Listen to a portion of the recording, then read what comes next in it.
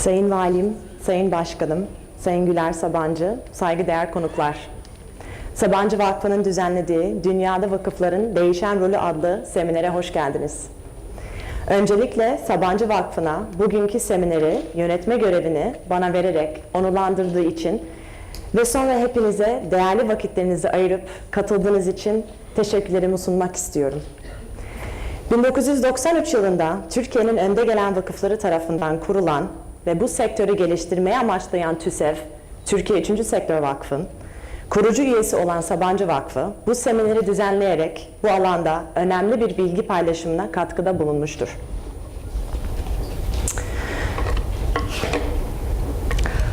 Bazı yazarlar bu dönemi hayırseverliğin altın çağı olarak değerlendiriyor. Peki bu altın çağ eğilimleri neler? Vakıf sektöründe fırsatlar, gelişmeler ve yeni uygulamalar neler? Vakıflar için ortaklıklar ne derece önem taşıyor ve ne tür yeni yaklaşımlar içeriyor? Bu soruları vakıfçılık alanında dünyanın önde gelen düşünce liderleriyle tartışacağız ve yorumlarını alacağız. Seminerin sonunda ise Türkiye'de vakıf sektöründe yaşanan gelişmeler hakkında fikirlerini öğreneceğiz. Bugün programın akışı ile ilgili bilgi vermek istiyorum. Sayın Güler Sabancı'nın açılış konuşmasından sonra konuşmacılarımızı sahneye davet edeceğiz. Kendileri yaklaşık 20'şer dakikalık birer sunuş yapacaklar ve ardından üçümüz söyleşi şeklinde tartışma kısmına geçeceğiz. Son 30 dakikayı ise soru cevap için ayıracağız. Şimdi Sabancı Vakfı Mütevelli Heyeti Başkanı Sayın Güler Sabancı'yı açılış konuşmasını yapmak üzere sahneye davet ediyorum.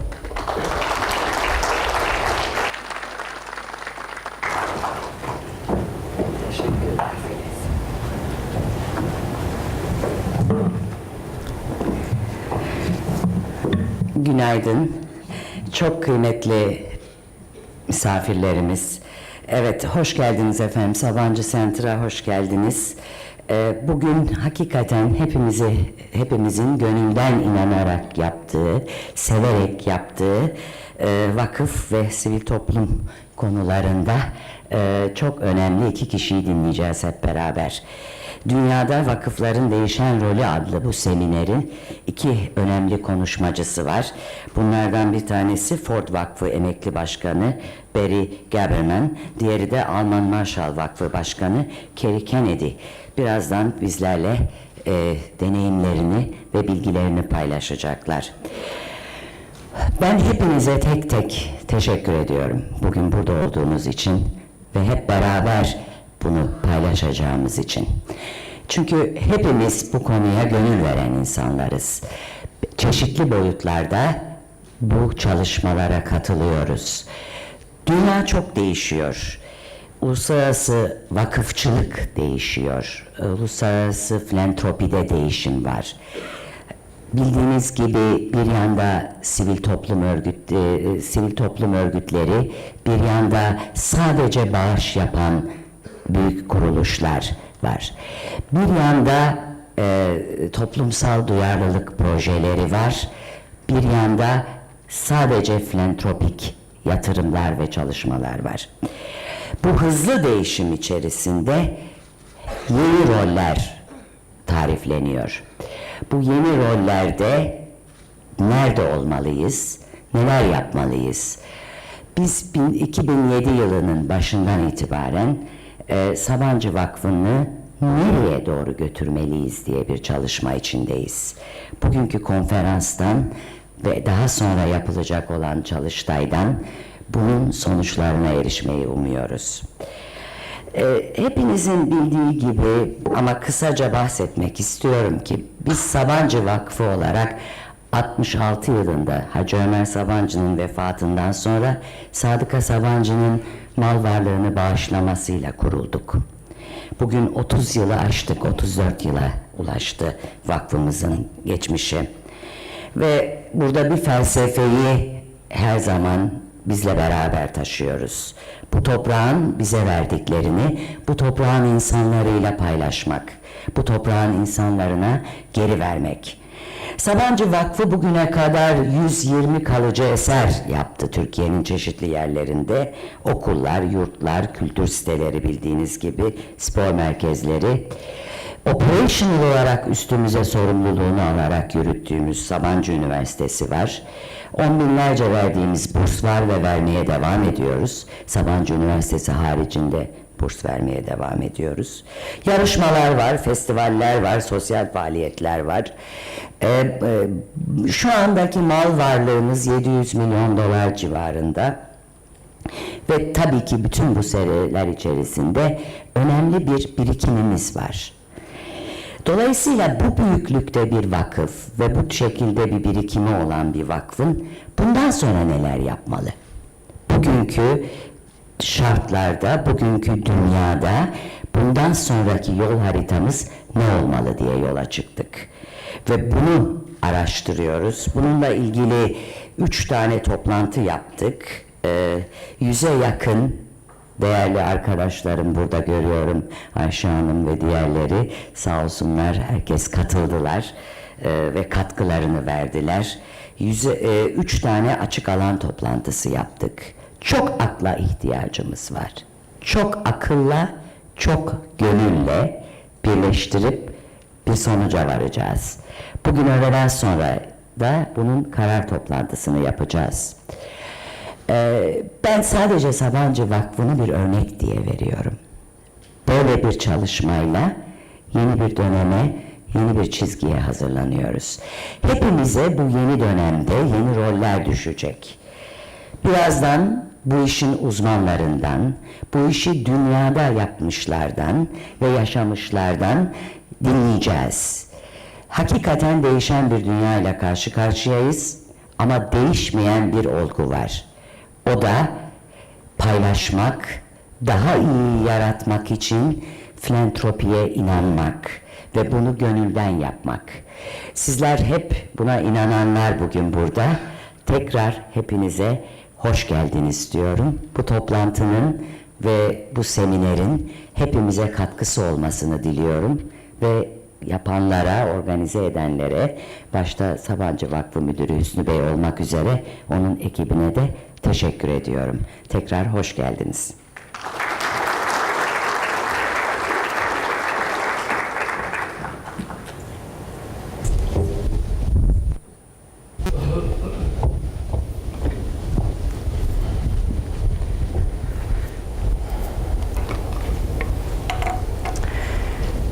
Yaklaşık 12 milyar dolar ile Amerika'nın Gates'ten sonra en fazla mal varlığına sahip olan ve sivil topluma yıllık desteği 500 milyon doları bulan Ford Vakfı'nda 40 yılını veren Barry Gaberman'ı sahneye davet etmek istiyorum.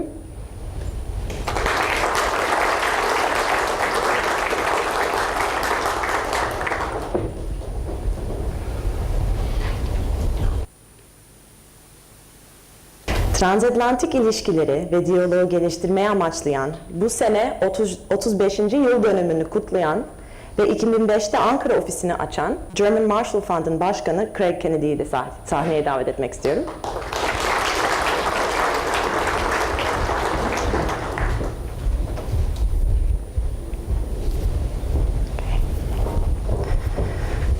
Okay. So, from here on, changing a hat and moderating our session in English. Welcome again, Barry Gaberman, Craig Kennedy. Thank you so much for being here. The changing role of foundations, you're both really experienced professionals in this field who have a lot of wisdom to share with us this morning on this topic. We're really excited to have you here, and this is a very special moment actually for the Turkish foundation sector, and we're glad you could be here with us. Without further ado, I'd like to introduce Barry and ask him to make his opening remarks. Barry will be talking to us about the definition of organized philanthropy, the context of foundations and philanthropy in the United States, talking about changes over the past 20 years. He's been with the Ford Foundation for almost 40 until he retired this year. Different models of philanthropy. We're seeing community foundations, venture philanthropy, all these different movements that are happening. We're excited to listen to you, Barry, and please.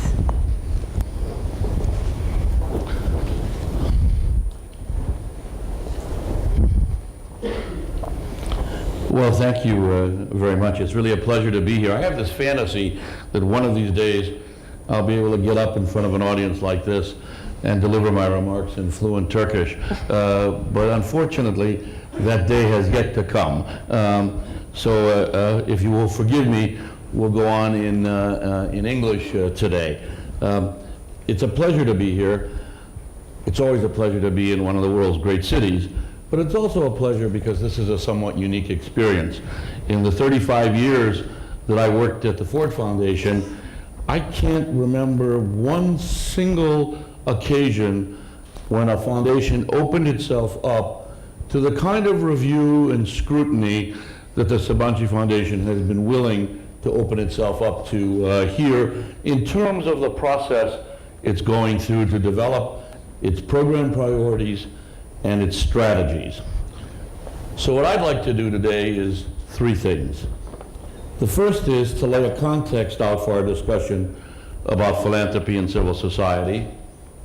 The second is to talk about the Ford Foundation and to talk about the foundation and civil society sector in the United States, but to do that as a way of highlighting institutional change over time, if you will. And the third thing I'd like to do really stems from the reality that the borders between sectors, not-for-profit, for-profit, and public, are blurring, and the distinctions between national, not only are there more models out there, but we're also adding to our tools. We're going beyond operating programs, doing project support, and doing course support. Increasingly, we're talking about endowments and endowment-related grants. We're talking about soft loans, guarantees, and equity positions as ways to accomplish our program objectives by using methods other than just grants. Methods that may be more appropriate to particular kinds of activities like microenterprise, for example. And we're beginning to talk about how, in fact, we engage in mission-related investments with part of our own portfolios. And what's exciting is there's a recognition now that you cannot let what you do on the program side of the house be negated by what you do on the investment side of the house. A simple example, a foundation whose primary concern is health among youth probably should not have the majority of its investment portfolio in tobacco firms.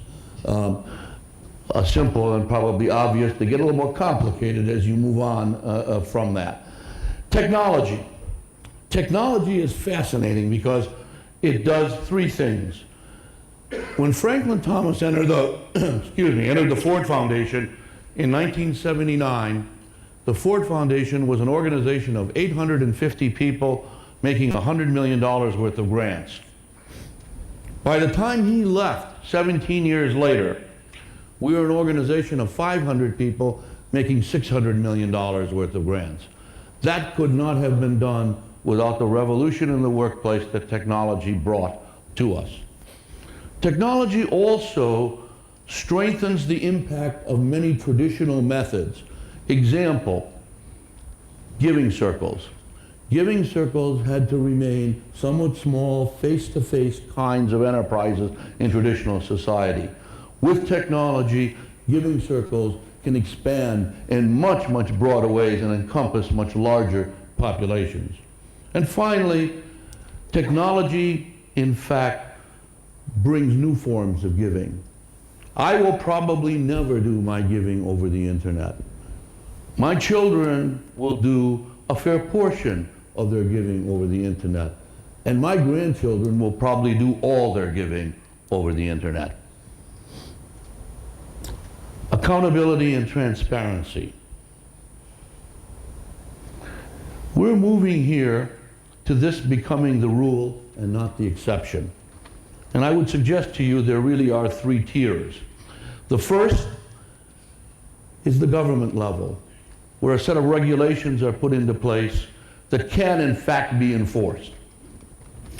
The second is the sector level, where a series of good practices are put into place and codes of conduct that we ought to adhere to. And the third is really at the organizational level, and that's the governance and the board, and that's where governance and accountability come together. Now, often when things go wrong, we tend to look very quickly at the regulations and at the ethical practices and to suggest that there's something wrong there. And I will tell you that looking at a lot of abuses that occurred in the United States and in Western Europe, my own feeling is that about 90% of them occur because the board is asleep at the switch, or it doesn't understand what its duties and responsibilities are, not because there is an inadequate system overall. Now, I'm getting the message that I need to bring this to a close, so let me bring it to a close by going to one other, and we can pick up other things in the future, one other thing, and that's to just talk very quickly about impact. If in fact accountability was the watchword of the late 20th century, impact is the mantra of the new millennium. It's important because in increasingly resource-scarce situations, you have got to be able to show that you deserve the tax exemption you have because of the impact that you have in terms of a public benefit. The problem is that in order to assess impact, we will count what we can count instead of what counts. And we will somehow diminish the importance of qualitative research. So while it's important to quantify impact, let's not let it keep us away from what the big problems are that often defy quantification. And finally, let me just suggest that as a way of ending, I think we've reached a happy medium where we've gone beyond equity versus excellence as a dichotomy to seeing it for what it really is, a false dichotomy, and in fact, to the realization that diversity enhances excellence, it's the right thing to do, and doing the right thing never needs special justification. Thank you.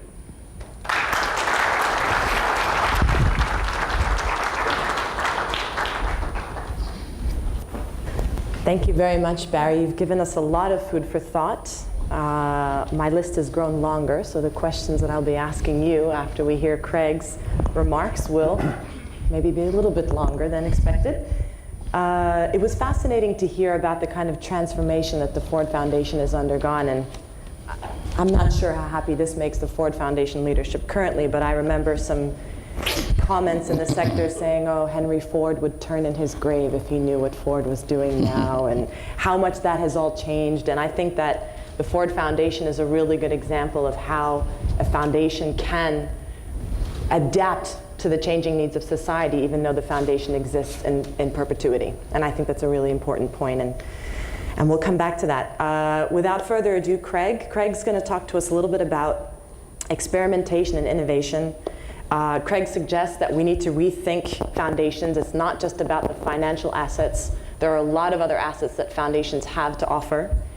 He's going to tell us a little about the new donors, the new generation of philanthropy, talk to us a little bit about efficiency within foundations and the professionalization of the staff, and also about some of the new global challenges that have changed the way foundations have worked. And I think the German Marshall Fund has a lot of good anecdotes to tell us and good projects to refer to in this context. So, Craig, please. Great, thank you. Well, first, it's a real privilege to be here in Turkey. 12 years ago, I made my first visit to this country, and I really just became so captivated by the country, its history, frankly, even its politics at times. It took me 8 years to convince my board to create an office here, but we did 4 years ago. We're in the other large city in Turkey, and we've never regretted it. It's been very, very important to be part of the really exciting developments here. It's also a real privilege to be on the same stage with Barry Gaberman. It's a little bit like a schoolboy being asked to play on the same football team with Pele or Ronaldo. I feel very humbled to be up here. And finally, I'd just like to reiterate what he said. This experiment, this discussion that the Sabancı Foundation is doing is something that really sticks out. I have spent a lot of time working with new donors in the United States and in Europe, and very few of them have maybe the self-confidence, the commitment, the openness to do this kind of process of talking about priorities. My job today is to talk about the changing role of foundations, and what I want to talk about is this wonderful period of time we're in. There's a sort of unprecedented period of creativity, innovation, experimentation going on in the world of philanthropy, not just in the United States, but in Europe, in other parts of the world. I would even say here in these kinds of events, and this is part of that process. People are starting to think about foundations in different ways, not just as places that hand out checks, but that have some kind of bigger, more expanded role. It has different kinds of assets. Let me just quickly do a history of philanthropy that really spans the time that Barry and I have been in the business. When I started out in 1980 at a foundation in Chicago, the typical foundation executive in Chicago was an older man who had made a lot of money, who stood behind a desk, listened to people that came into his office, and he would write out a check if he thought it was a good idea. It wasn't more complicated than that. Barry and I were really part of a next phase which focused on how do you professionalize the business? How do you bring people with PhDs, with MBAs into it to make the evaluation of ideas rigorous and also fair, especially fair. We were part of a time when there was a huge emphasis on trying to make sure that all eligible organizations would understand the process by which they could get a grant from your foundation and would understand the rules under which money was given away. We emphasized being equitable to a high degree. That period really spanned the 70s and well into the 90s. And what you saw was a dramatic change in I think the way that many of the largest foundations in the United States and Europe began to operate. You did create a sort of bureaucratic class of professionals, people like Barry and myself that have spent most of our careers working in this area, who on one hand created a strong kind of set of experiences and knowledge about how to do this work, but also maybe built up a certain set of prejudices about how it should get done. Now we're in a new phase that I think is really marked by 4 special trends that have kind of changed the face of philanthropy in many places. The first is this arrival of a group of new donors, the Bill Gates, in Germany, the Bertelsmann Foundation with Reinhard Mohn, the Google guys, 101 other people that you can cite, mainly entrepreneurs who came into this business.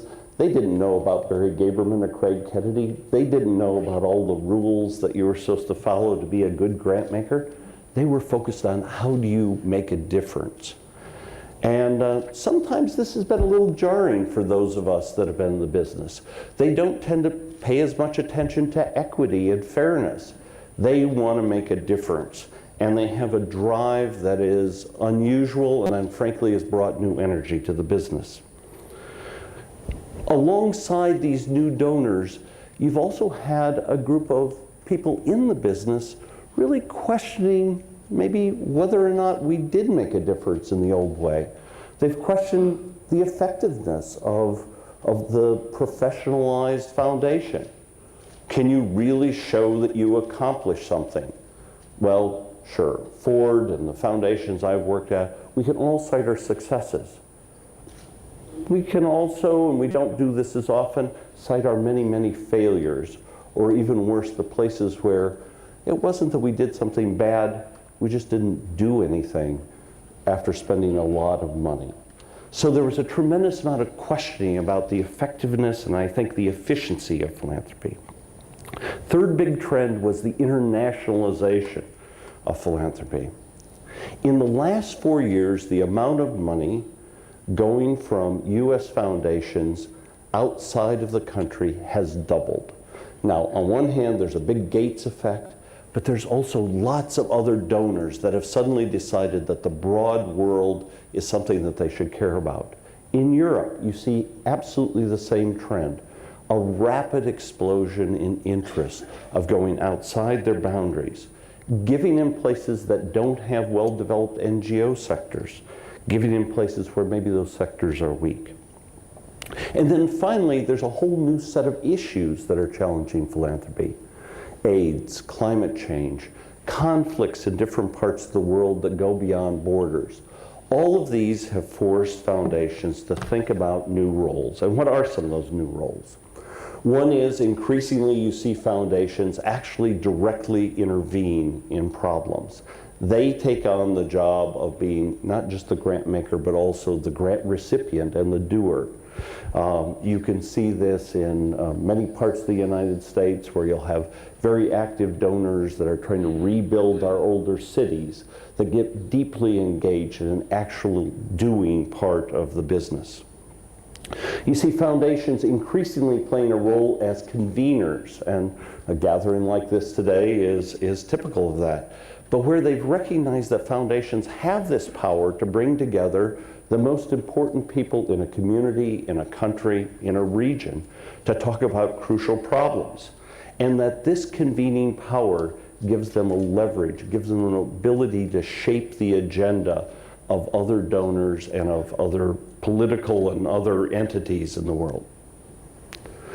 An extraordinary emphasis now in the United States and Europe on collaboration among foundations and among foundations and governments, working together to achieve efficiencies by pooling your resources and pooling your ideas, focused on a single goal, working together and doing it as a common project.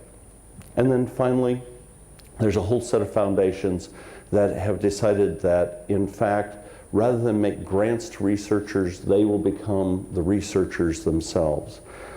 You see an entity like the Bertelsmann Foundation in Germany that has single-handedly taken on the job of becoming the critic of German public policy, of challenging the way things get done. But you can see this in many other places and countries around the world. Now, this is all especially important for my foundation. I came there about 12 years ago, and frankly, we were in a state of crisis. We had some financial issues we had to address, but more than that, there was a sense that the foundation was lost. We had money, but we didn't have ideas and we didn't have a direction.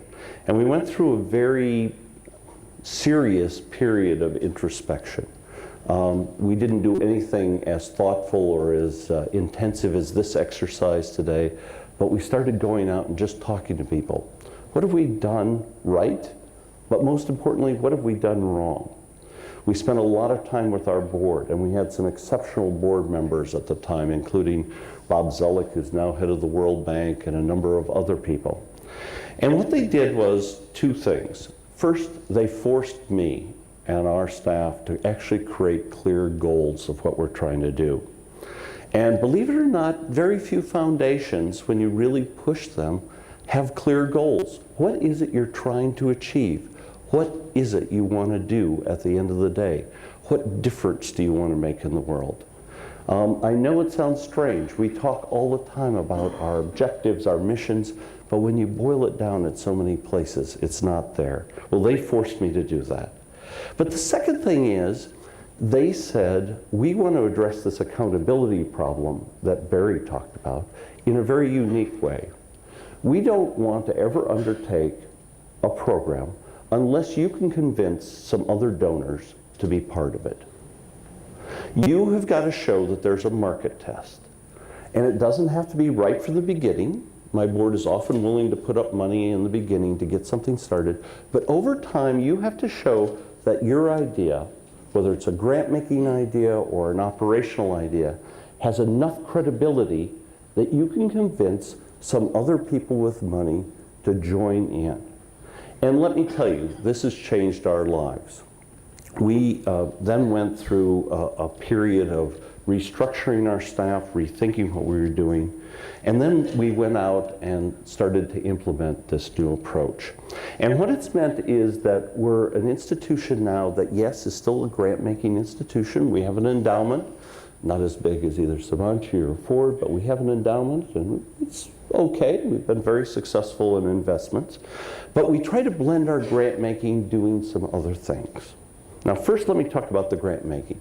Some of it is very conventional. We give money to think tanks and different advocacy groups in the United States and Europe, including here in Turkey.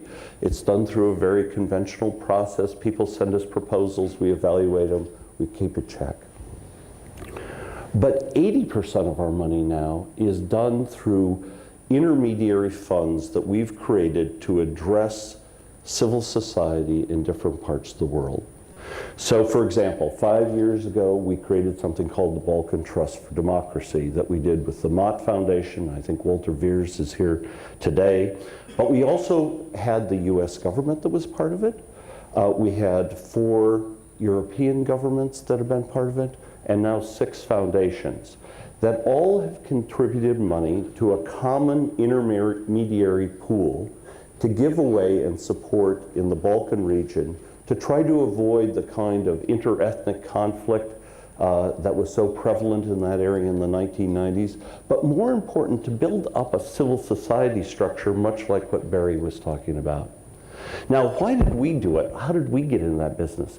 The fact is that creating these kinds of pooled funds have tremendous advantages. They're efficient, they're focused. You can really accomplish some things through them that's hard for an individual donor to do, but they take forever to put together. It might be easier here in Turkey where everybody gets along, but if you're trying to get a group of American foundations to work together, it takes a long time. Some are a little proud, some have turf ideas, some have very specific interests. The only people that can actually pull these together are people with deep pockets that are willing to spend money, that have a long-term commitment, and are going to be patient. And maybe I'd emphasize patience, because you have to spend lots of time talking to people, convincing them, bringing them along. But at the end of the day, these kinds of collaborative funding arrangements can be tremendously successful. We've actually now created 2 or 3 others, including a new one called the Black Sea Trust, which is based in Bucharest, that's actually going to be funding throughout the greater Black Sea region. All of them have taken about 3 to 4 years to put together, but at the end of the day, they really can become quite extraordinary places. We do convening. We use our network of grantees and other connections in the United States and Europe to focus attention on key problems. Sometimes they're very local and regional. We've done a series of meetings around the so-called frozen conflicts, things like Nagorno-Karabakh and Transnistria, trying to get American and European policymakers and foundations focused on how we can unravel these very difficult challenges. Sometimes they're focused on very big issues. We're going to be doing a series of meetings soon on climate change and how the United States and Europe can work together more productively than they have in the past. Now, why are we doing these and not making a grant? In these cases, it's because we actually have the infrastructure and the ability to organize transatlantic meetings in a way that very few other institutions do. But in some cases, in fact, we still do make grants there to do the convening. We always make a choice. We always sit there and very consciously say, are we going to be the best people, or is there someone else? There's a third and final area that I want to mention, and then we can get to a discussion, which is leadership development. One of the really important things that foundations can do is be the people that invest in the next generation. And it's not just in primary and secondary education, it's not just the extraordinary universities that have been created in this country. It's also, how do you start to educate younger politicians and journalists, make them more aware of the world and of other places and of other political systems? We have a program, Marshall Memorial Fellows Program, that brings young politicians from Europe, including Turkey, to the United States for 4 weeks. We give them sort of a crash course in American political life. A lot of people think that part of it is to try to make them pro-American, and I always point out that about 80% of them are very anti-American when they arrive in the United States, and they still are when they leave, but now they have real reasons for being anti-American. They actually have real evidence to back up their prejudices in a serious way. But in fact, this program has been quite successful. The Prime Minister of Poland Portugal is an alum of this program. Several members of the new Polish cabinet are part of it. 5 members of the last Danish cabinet are alums of this program. Here in Turkey, we've just been going for a year or two, but if you look at some of the younger members of the parliament that were elected in the last election, they come there. But we take this leadership development idea and we extend it further. We try to keep pulling different people together and giving them different experiences over a lot of periods of time. So we'll go back to someone like a young parliamentarian here in Turkey, and we'll involve them in other conferences and other meetings to try to capitalize on their learning experience. Now, I could talk about some of these other new roles that we've gone into, and it's frankly a more complicated story than this. Let me talk about some of the problems. Sometimes we get into things and we've made a bad decision. We really should have made a grant. We shouldn't have tried to do it ourselves. And when we do that, we almost always fall very flat on our face. I think one of the things that I've learned is most important about the foundation world is to admit when you're wrong and then cut your losses and get out. So often foundations, rather than saying they're wrong, spend more money, spend good money after bad, because they don't want to admit they've made a mistake. The most powerful thing a foundation can say is, you know something? I was wrong. It was a bad idea. And I have to say it sends such a message to other organizations, the people that you make grants to and others, when you can admit that you really screwed up. Secondly, accountability. Some people say, my gosh, while you're out trying to convince other people to fund these important projects you do, as part of this accountability, this kind of rule of crowds that we use, important things are going by the wayside. Why doesn't German Marshall Fund just take its money and say, this is the right thing to do? Get out there and do it. And yes, sometimes we've become too sluggish, maybe unresponsive, because we are trying to convince other donors to be part of it. But I'd still stand by this as a pretty good test. Foundations are very unaccountable institutions unless they impose some accountability on themselves. And having this test of having to go out and convince others to be part of your ventures is a very important side of it.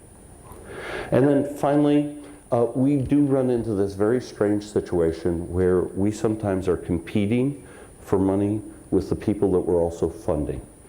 And people often ask, how do you unravel this kind of an arrangement? How do you deal with this? And the answer is by being totally transparent. We explain exactly what we're doing, where we get our money from, what we're trying to do with it, and being very open to criticism. Once a year, we invite a group of our grantees to come before us and complain and tell us what we've done wrong. And let me tell you, there is nothing that makes you happier than spending a couple hours with people complaining about you. You come away and you feel so good the rest of the day when they've gone that you really are energized and ready to go. Now, I'd just like to conclude with this.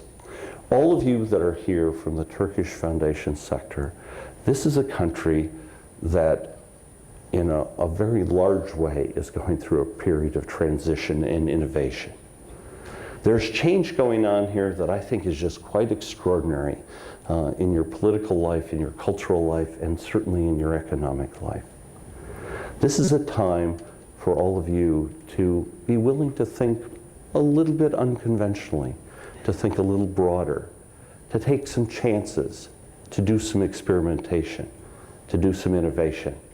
This really would be in keeping with the really extraordinary environment in this country right now, and I think would be a perfect way to move into the next phase in this country's development.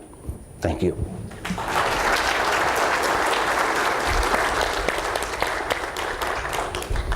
Thank you so much, Craig. That's a very inspiring note that you left us off on. I think one of the most kind of compelling themes that comes out in both of your presentations is this process of change and the different ways in which you engage with civil society organizations, and there's this common understanding that that engagement is at the core of your work. So whether you're making the grants, whether you're running the program yourself, you're constantly engaging with others and not doing this in your own periphery. If I may, just because I really applaud the work of the Trust for Civil Society, Central and Eastern Europe for Civil Society was about $65 million, right, of an investment for 10 years. And I think you've allocated about 25 million of it so far, last I heard. And this is something that the Ford Foundation and the German Marshall Fund did together with a few other partners. So I'd like to ask you both, actually, to get your own opinions, honest ones, if possible, on how that experience was, because I think that's a really, well, it's a good example to talk about two really big foundations bringing together also the Mott Foundation, the Rockefeller Foundation, a bunch of different actors, creating a local team. The trust is based in Poland, so you have a number of people working there that's then allocating the money that was put in by all of you. So I don't know, we could start with Craig, actually, and tell us about how this project was conceived and how it's going so far. Actually, the person that really came up with the idea was Bill Booty at Rockefeller Brothers. I think he was the first person to really talk about it. But what was interesting is that this was a collaboration that actually came out of a kind of a pre-existing set of relationships. Mm-hmm. In 1990, GMF, the Mott Foundation, Rockefeller Brothers, Ford at the time, a number of other funders started developing something called the Partnership for Environmental Partnership for Central and Eastern Europe. This went on for about, well, it's still going on, but it went on as an active partnership for about 10 years. And what was great about it is that it gave this group of foundations a chance to work together, to get to know each other, and frankly, to trust each other. If there was any big barrier to collaboration, it's trust. Now, has the Trust for Civil Society been perfect? No, but I'll trust Barry to talk about this. He was actually on the board.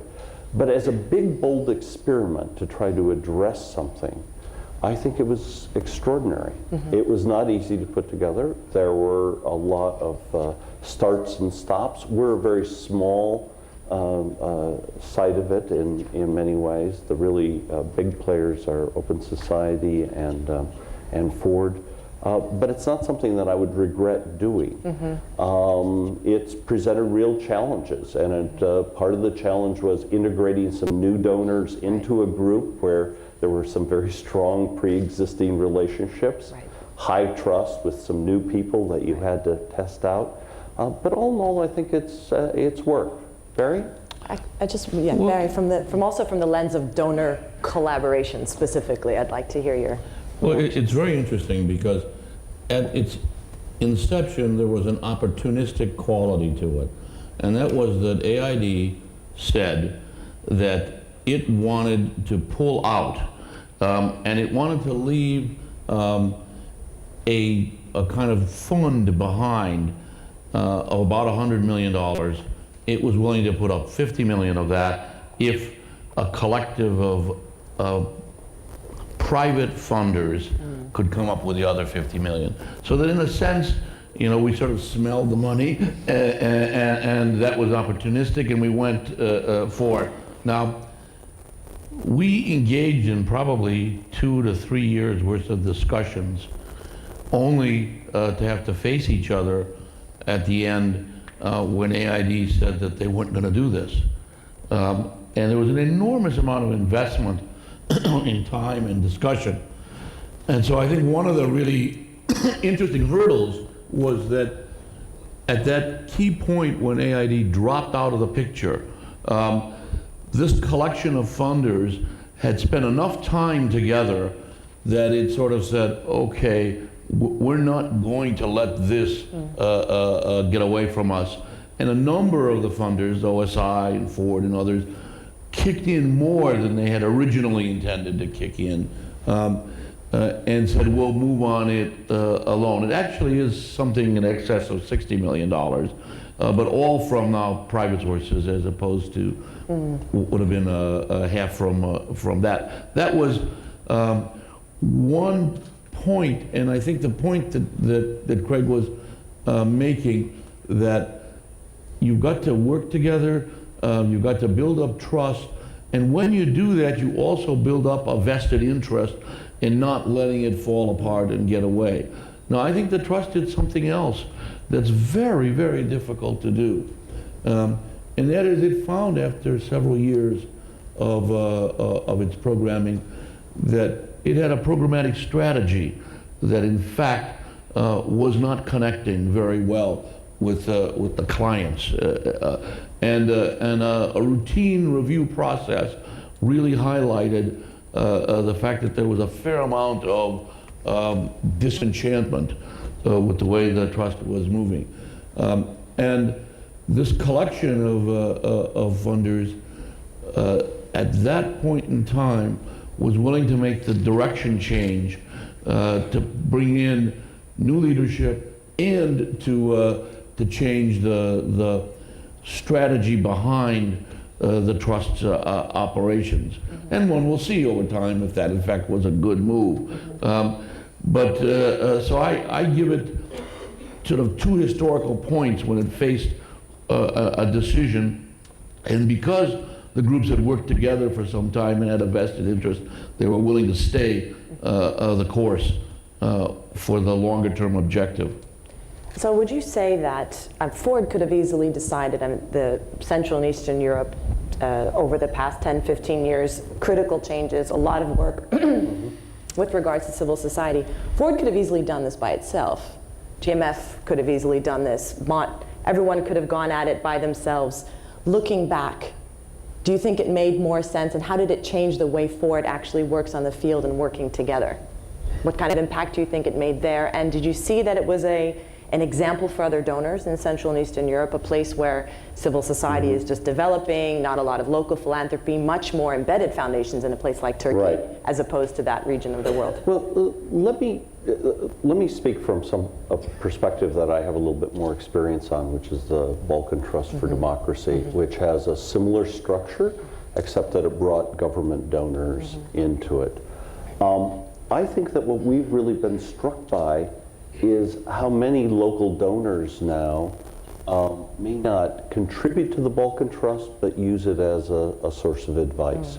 There's a really major foundation that's growing in Bulgaria, and they've used this very much as a source of advice and inspiration.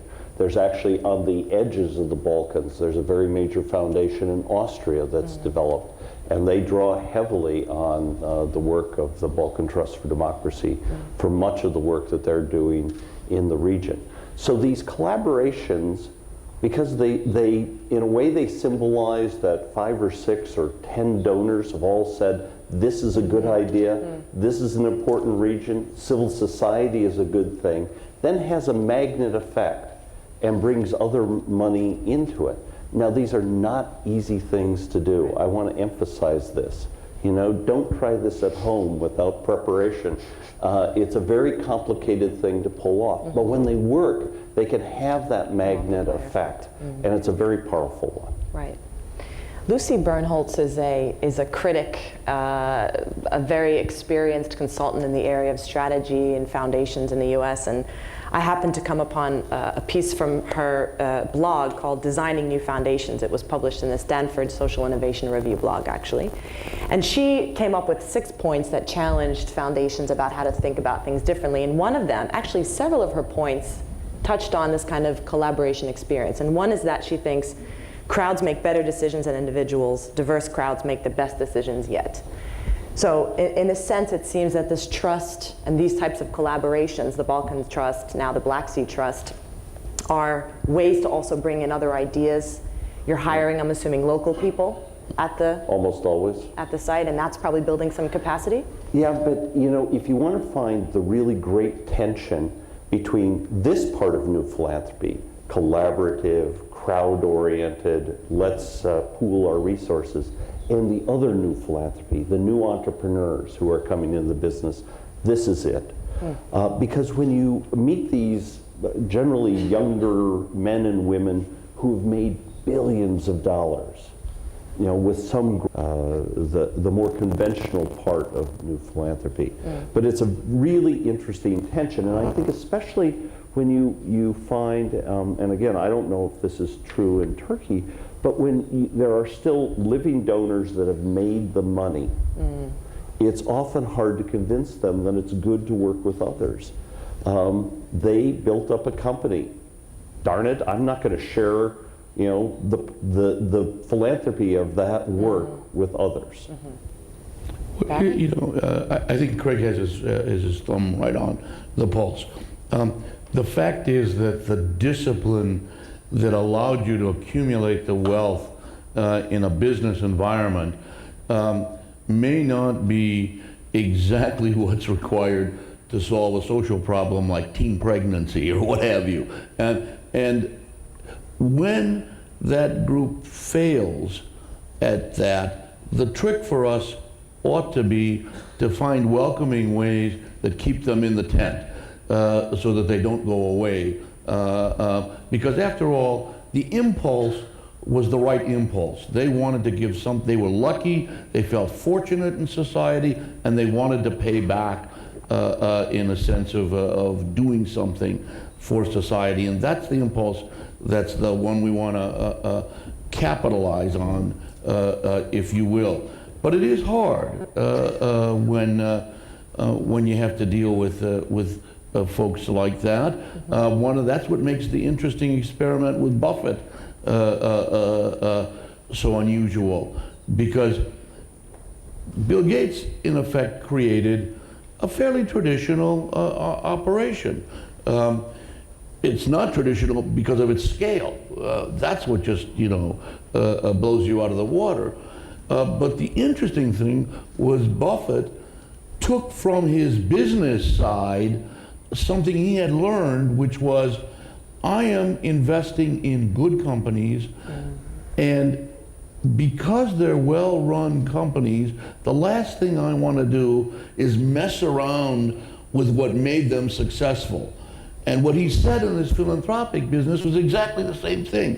Why should I build from scratch a structure in an area that I have no expertise and know nothing about, when there is one out there that I trust and I can use, just as I invest in good companies and not, if you will, muck up the whole thing. So that was the sort of exciting thing to me about what Buffett did. Right. What's happening in Europe? I'd like to ask you both, reflect a little bit on these changing roles of foundations. Obviously, they're very context-based. The way that foundations are maybe beginning to change in Turkey, very different from the way that they've been changing in the US. This Warren Buffett equation, would you see it in Europe? Are some of the huge Italian foundations with millions and billions of euros as a result of this banking law and such, what are they doing? Are they thinking about their philanthropy more like business, or what are some of the changes you're seeing there, and what kind of parallels can we draw? Well, I think you're seeing 2 or 3 kinds of changes going on there that are really extraordinary. First, there's a tremendous growth in philanthropy in Europe. A big chunk of it in Italy because of these large bank foundations. And a few of them are really extraordinarily professional, smart, innovative places. Compagnia di San Paolo in Turin, Italy, frankly, operates as well as many of its American counterparts now. They haven't quite acquired all the staff that they need to do their ambitious plans, but they are a very thoughtful and strategic grant maker. On the other side, you have a foundation like Bertelsmann that decided when it was founded to largely be an operating foundation, and now has decided it needs to add some grant making to its toolbox, that it can't have all of the expertise it needs, all of the knowledge, all of the abilities inside, and that it sometimes makes sense to make grants outside. You have 4 or 5 other places that I could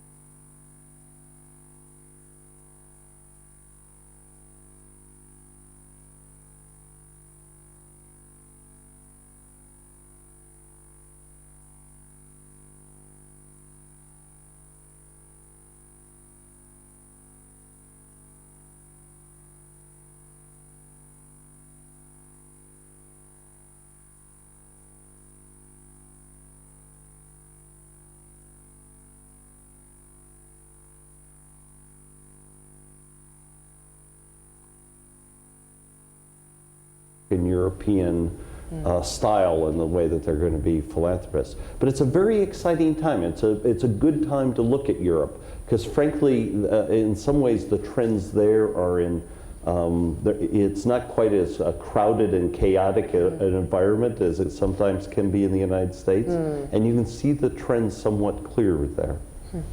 Well, you know, Strikes you. it's not a single thing, as Greg says, that's Right. going on. In some national settings, there's a vibrant sort of community foundation movement going on. Very exciting. And that's both East and West Europe. I mean, after all, 10 years ago in Germany, there wasn't a single community foundation. What, 1996 was the first one in Güler, and there are either operating now or on the drawing boards almost 100. It just Could you define for the audience a little bit about the community foundation, kind of what makes it so different from a Ford and a Mott and a GMO? The standard model of a community foundation is it connects the community in a sense of being place-based. And usually that place is a town or a city. And what it says is that we are going to draw our sources of support from multiple areas within this community, and we're going to use it to take care of the needs of the community as defined by a board that's made up of leaders in the community and connected. Now, that's the standard sort of model. It gets adapted in various places in various ways, defining community differently, thinking of larger areas when you move into rural places, and things like that. But it very much also works on the premise that even in the poorest communities, there are resources that one can pull on and use. It doesn't have the single wealthy family or donor as the engine, although they may contribute and may start a donor advised fund or something like that within the community foundation. Well, that particular model is coming to fruition in a number of places, East and West Europe. In other places, interestingly enough, it's been the corporate sector that's been much more the engine and the energy behind a philanthropy and pushed it. And in other places, you've had key individuals of wealth. In places like Russia, they often remind us of the United States 100+ years ago when you went through this era of what was called the robber barons that made great wealth in what some people considered slightly dubious ways, and people thought they were sort of salving their conscience by building these philanthropic structures later on. So there's a lot of things. But also what's going on is the beginning of a generational transfer. there's a leadership change going on from an older generation to the next. And this new generation that's coming in has a tendency of being much more outward looking, willing to think beyond its own borders, willing to be more open to diverse voices as part of the decision structure, and willing to be supportive of the beginning of a kind of infrastructure out there of philanthropy. And that's a global sort of phenomenon that we ought to sort of highlight at some point, because increasingly around the world you have associations of philanthropic organizations and civil society organizations. You have support organizations that provide technical and other kinds of expertise. You have publications that are out there that sort of spread information. You have increasingly research efforts that are beginning to let us know what the magnitude is, not just in sort of large brushstrokes at a national level, but when you disaggregate and look below in regions and in sectors. The one sort of comment I'd make about the growing infrastructure of philanthropy and civil society is that it is very difficult to get foundations to stay the course in supporting it. And I find it so interesting because if you're a part of the business sector, the notion that you wouldn't support a series of institutions that represent you, provide information to you, provide services to you, is just unheard of. They're all over the place. But yet we haven't quite managed to see that as a self-interest that ought to be taken care of almost by sort of a self-taxation where everybody puts in a little bit of money and doesn't fall to just a small number of foundations that have to pick up the lion's share and others get a free ride. Right. That sounds a little bit like what's happening at the European Foundation Center, of which TUSEV has been a member of. Sabancı Foundation, Koç Foundation, Doğan Foundation are also members. A big challenge getting the European foundations to contribute to the EFC, which is a membership organization, a support organization. It's been around for almost 20 years, and most of its money for support has come from American foundations. So it seems the Americans at least have somehow come to peace with what kind of value this offers. Maybe that's slowly starting to happen in Europe as well? I think so, but it also gets back to the, I guess, the story of philanthropy that I told. Barry and I were part of a generation where it was sort of pounded into us that it was good for a foundation to give money to the Council on Foundations, to your regional donor group, to maybe 2 or 3 others, independent sector in the United States, or the Foundation Center. It was sort of drilled into us, and you were ashamed if you didn't do it. I don't think that there's been that same tradition until lately among European foundations. I think it's starting to take hold. I think now you're considered not, I won't say respectable, but you certainly have a higher status if you're generous, supporting both the national group and others. But it took a while, and you know, I think there is a lag time. Right. So I'd like to just wrap up our discussion a little bit and give an opportunity for some questions from the audience. Maybe 1 or 2 people have some burning questions for our speakers. So maybe we can take those. May I ask you a question to Mr. Gaberman? Yes. My name is Aran. I'm the president of Foundation for Children in Need of Protection. Okay. I just would like to have your idea about the ratio of the project you contribute on long term compared to the short projects. Thank you. A great question. I would say that probably in any given single year, we're an institution that makes about 1,800 grants a year. Used to be more. We're cutting back, giving away more money, but larger grants. So of those 1,800, my sort of quick thought would be that about 2/3 of those are to continuing activities with institutions we have a track record with, and about 1/3 will tend to be new. So that's the rough sort of ratio.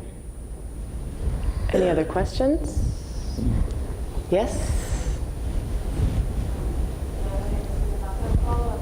The microphone's not working.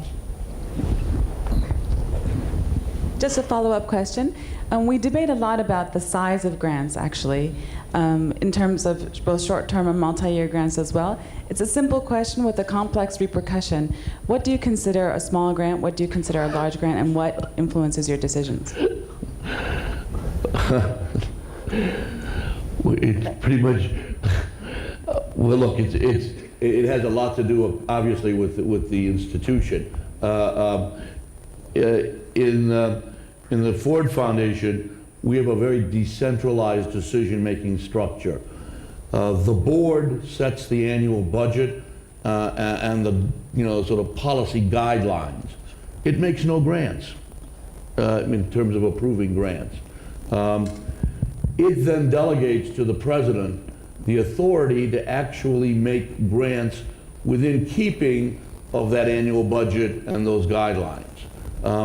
The president of the institution then does a secondary delegation and gives to the 6 directors of programs in the United States and the 12 field directors around the world the authority to make grants of up to $200,000. So in our system, I'd probably say the cutoff point is about $200,000. Anything under that is what we would call a somewhat small grant. Anything above that would be a large grant. But in a different institution, they could very legitimately say $25,000 was the cutoff point. I want to make a slightly different point, though, just as a general statement. Even though you might be a grant-making institution, you might have very different operating styles. For example, in the United States, the Mellon Foundation prides itself on being a foundation that only has what it says is around 7 or 8% in overhead costs, and 93% of its money goes out in the form of grants. The Ford Foundation works on an 80-20 basis, about 20% on overhead and about 80% in grants. Now, it's not that one is right and the other is wrong. There are different styles and there are consequences for that style. In the Mellon case, the good news is that you got 92 to 93% of the money out.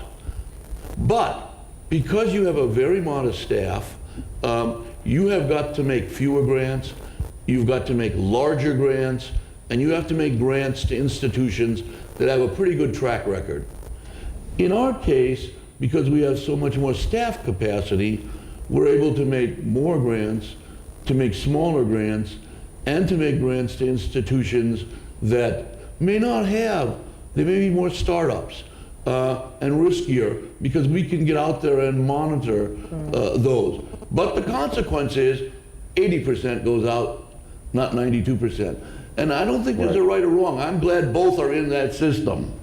Greg? Well, we make lots of small grants because we do have this investment in creating civil society in places where it's not well developed. So, for example, in a country like Bosnia, we will make lots of $1,000, $3,000 grants. Frankly, it's part of what GMF and Vulcan Trust for Democracy have sort of specialized in. It takes a lot of staff time to do it. There's a lot of accounting and overhead to pull it off. And we see that as one of our contributions to the field. Now, we also do, I thought one of the other part of the question was on multi-year support. And I think that's really one of the most interesting dilemmas that you can have. We have a set of grantees now that we've funded at a substantial level for 10 years. And to be honest, there was a high degree of trust there but there was also a high degree of complacency Reliance. on both sides. We didn't question them enough. They didn't tell us enough about what they were doing. And we're actually going through a period now of really reviewing a lot of those long-established funding relationships. On one hand, I know as also running an institution that receives money, there's nothing better than a multi-year commitment. But I'll tell you, when you get those, it also takes away some of the accountability on both sides. Both sides can sort of forget about the relationship, cut a check each year and say, we're doing good, without really questioning the relationship and the purpose of the grant and the effectiveness of what you're doing. A couple of points, because we've really struggled with this. Small grants are incredibly important. The way we would operate that would be different is we would say, let's make a grant to an intermediary like the German Marshall Fund or someone else who has the capacity to do that, because we're just not going to make grants at the $5,000 level. Multi-year grants, we have something that's a little controversial in the field, and I must say I'm not completely sure in my own mind how I come out in the assessment. We made a decision that our program staff would only be in a position for 6 years and would have to move on. Now, they might move on to another position within the foundation, and we're large enough so that there are, or they could move up the ladder, or they might have to leave. And the purpose behind that was that we felt every 6 years or so, a new program officer in that field of work taking a look at the array of institutions that are being supported with a fresh set of eyes was important, and helped us to deal with that issue that Greg said. Unfortunately, there are real consequences to that. You're constantly recruiting and in a turnover mode, so there are costs to it, and depending on what day of the week you catch me on, I can blow hot or cold on the experiment. But that's one way that we've tried to deal with not the complacency factor in multi-year grants and long-term support. Yeah, and I think the whole community foundation movement too is pointing to this need for larger donors to be in touch with smaller community foundations that can accept that money and give it away to the groups working in that immediate region. We actually have some people from one of the first community foundations we're trying to establish in Turkey here today. Great. Can I have another question? I have a question. My name is Sabancı. I'm a member of the Sabancı Foundation. I would like to ask questions for both Ford Foundation and also German Marshall Fund. For what kind of activities are you giving grants in general? Okay. We give grants for, I think, 3 areas of activity. One is we support a whole set of think tanks, policy research groups in the United States and Europe on a variety of topics: foreign policy, economic policy, immigration, a variety of things like that. The second is a really civil society groups, and I would say that, say in the Balkans, a lot of it focuses on how do you make local governments more responsive to people, so it's sort of citizen participation. It focuses on inter-ethnic relations. How do you make sure that Serbs and Croats are not going to kill each other, but actually live side by side in more or less a peaceful way. And then the final thing is we've made a real investment in leadership development, both internally of the things we support, but also with other organizations. How do you get young journalists, politicians, business people to have a more international view? Now that's especially important in the United States, where now, thanks to the fall of the dollar, everyone's focused much more on how to sell abroad. But 10 years ago, you had a hard time finding even many business people beyond the kind of New York, Wall Street area that really had a broad international perspective. So we've made a big investment, I think especially with politicians, in trying to broaden their perspectives through grants we make to a lot of different institutions. I'm going to answer that by talking about the substantive areas rather than strategy or things like that. We, over the past decade, have gone through a review in which we have tried very hard to focus more tightly on a manageable set of areas we call fields.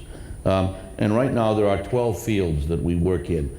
We work in those fields, all 12 in the United States, and we work on some number of those in each of our 12 field offices. Depending on the size of the field office, they make a decision of which among those they're going to choose to work on. And the reason for that is we want to be able to compare in a global sense what we're learning in each of those fields. So you can't make the decision if you're in the Indonesia field office that you'll work on a 13th field somewhere. You have to pick from the 12. The 12 are fields like education, governance, human rights, economic development, workforce development, community development, the management of renewable resources, media, the arts, and things like that. Now, each of those fields tend to be quite broad, and you could justify a great deal under any one of them. So what we do for each of our program officers is we tell them to take a look at that field and to pick what they think is a significant issue or problem in that field that is important to address.